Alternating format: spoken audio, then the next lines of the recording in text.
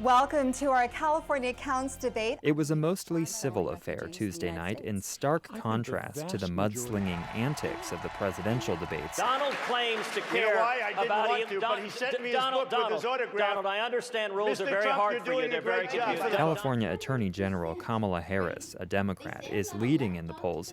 She said she supports the law recently passed in California to increase the minimum wage to $15 an hour. 2/3 of minimum wage workers are women.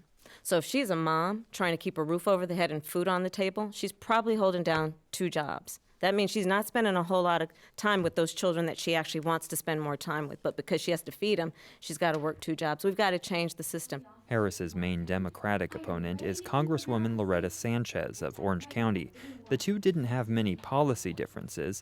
The biggest contrast between the two of them was their style. Harris spoke swiftly and forcefully, while Sanchez spoke slowly, at times almost whispering. Here she is answering a question on how she would change environmental law. I have a 100% voting record on the environment. We need to incentivize new technology. We need to invest. We need to enforce the Clean Air Act. And we need to put California's emission standards across our nation. Ron Unz was the only Republican who said he supports increasing the national minimum wage. He made a name for himself by running for governor in the 1990s and crafting California's ban on bilingual education. He said wages could be raised by allowing fewer legal immigrants into the United States. It's supply and demand. The more workers that come in, the more pressure there is on the wages of existing workers. Tom Del Beccaro is the former head of the state Republican Party.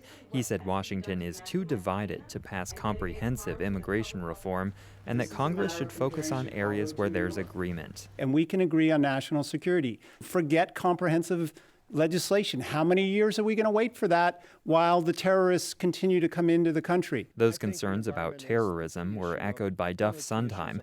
He's also a former head of the state GOP. He said on the issue of refugees, the United States has to have a strict vetting process before allowing them into the country. Especially when you have so many people saying that they're targeting us, we need to make sure that we keep them out until we're able to be certain that they're not going to create a problem here in our country. Thank you, Mr. Sondheim.